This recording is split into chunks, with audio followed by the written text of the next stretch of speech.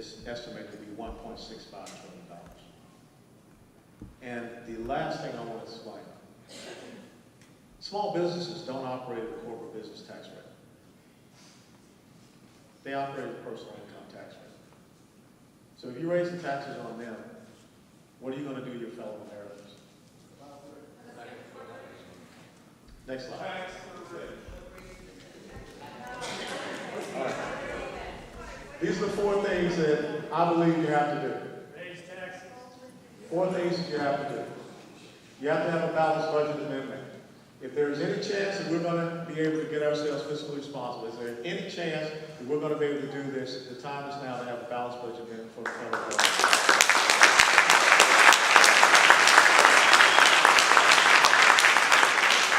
You got to cap federal spending. Okay? It's so important to cap federal spending. Right now, our federal government is spending about 25% of GDP, and the estimates take it above 30% of our GDP. History shows 18 to 20%. That keeps it in line with the revenues that we're bringing in. You've got to cap that. Well, this is where I'm coming to. Now, this is the thing. If you take the corporate business tax rate, you bring it down to 20 to 22%, you get rid of subsidies, you get rid of loopholes. You don't have that anymore. You flat tax out the corporate business tax rate. That's how you do it.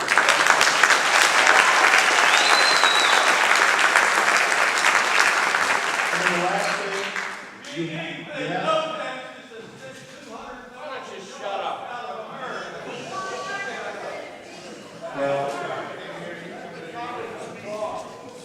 And I will tell you that it's very interesting that the CEO of GE is a private sector CEO, but he was also appointed to be an economic advisor in the President's administration, so I think we should Okay, the last thing is you have to have a trigger. You have to have a trigger. You have to have a trigger. We're talking about 73 or 74 times we raised the debt limit. You need to have a trigger so that when you reach a certain percentage of hitting the debt limit, you have automatic spending cuts that kick in, so we never have to come back and revisit it. Those are the 4 type of conditions that I think have to happen for us to make sure that we are fiscally responsible as we move forward.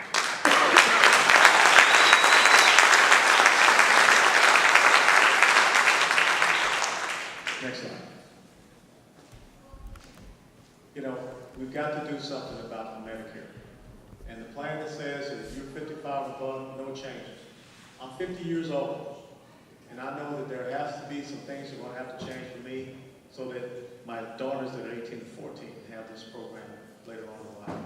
As I said, 2024, that's it for Medicare if we don't do something to reform this program. You know, Social Security was a New Deal program. Medicare was a 1965 Great Society program. If we don't believe that we have to make adjustments to ensure that these programs remain viable as we go forward from the 21st century, then we're missing the boat. But this is the thing that we have to have here. We have got to have targeted spending up in Washington, D.C. I'm not talking about just plain old cross-the-board cuts. We've got to do the hard business of going in to all of these different agencies, and we've got to start looking for the fraud, the waste, and the abuse. And if a freshman congressman in the first 90 days could find $180 million of fraud, waste, and abuse in the Department of Defense and get it to pass 393 to 0, I think other people can do that.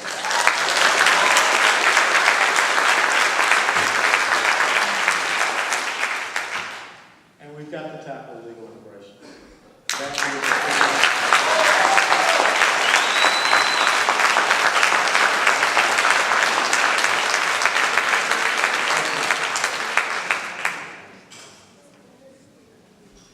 This is what it looks like. One ballot, $100 million, $100 bills, standard ballot. Next slide. That's what just $1 trillion will look like. Double stack package. And remember, we're talking about $14.3 trillion. It would take every man, woman, and child living in the United States of America right now to write a check of about $46,000 in order to eradicate that debt. Next slide. You have a question there? I want to close. these three quotes that came from 2006, and this is related to the debt ceiling.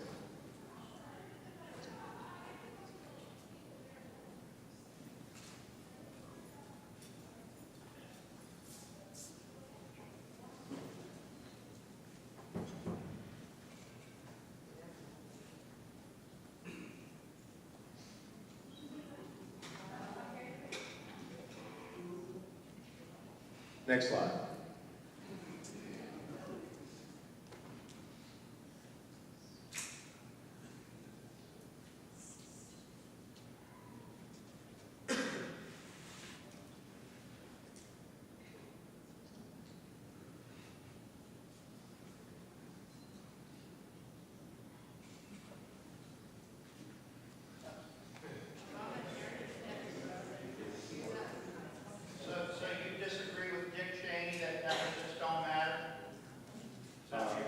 Deficits do matter. Next slide. Where were you 5 years ago? 5 years ago, sir, I was in Afghanistan. Where were you?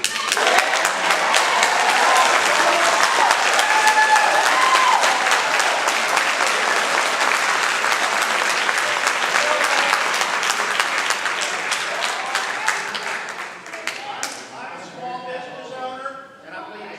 But I'm a small business owner.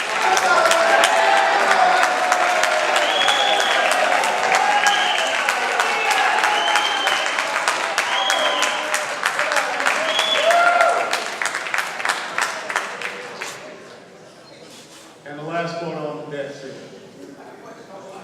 Sir?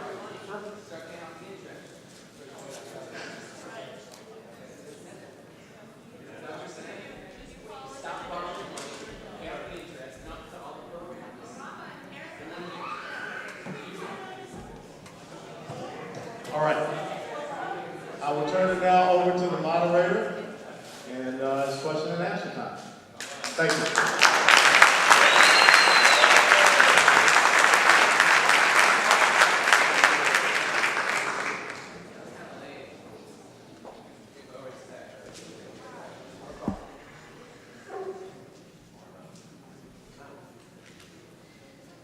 Hello, Congressman.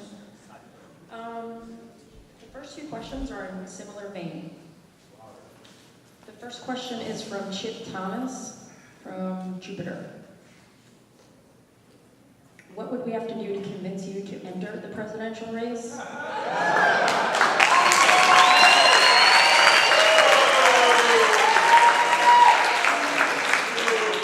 second question from Jimmy Busy and Carol Hurst of Palm Beach Shores.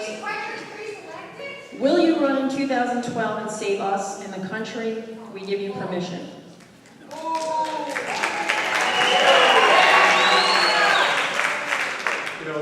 And no, they weren't this year. And the most important thing is this. I won a congressional race, and my responsibility to the people here in Congressional District 22.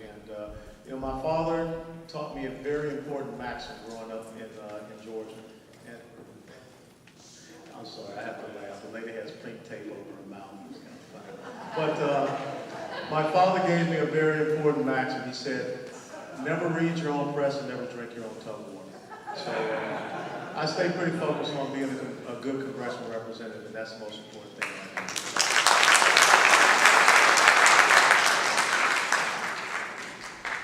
The next question is regarding employment labor.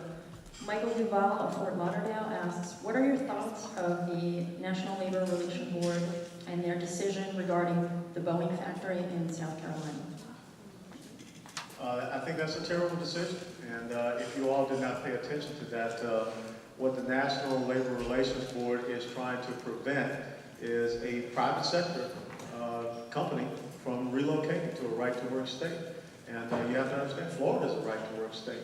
So, we cannot have these type of impediments that will not allow Americans to be hired and for Americans to get out there and do their do work. And you know what? I want to see us producing aircraft here for our men and women that are out there. I don't want to see us sitting on the job. So that's a very bad. Regarding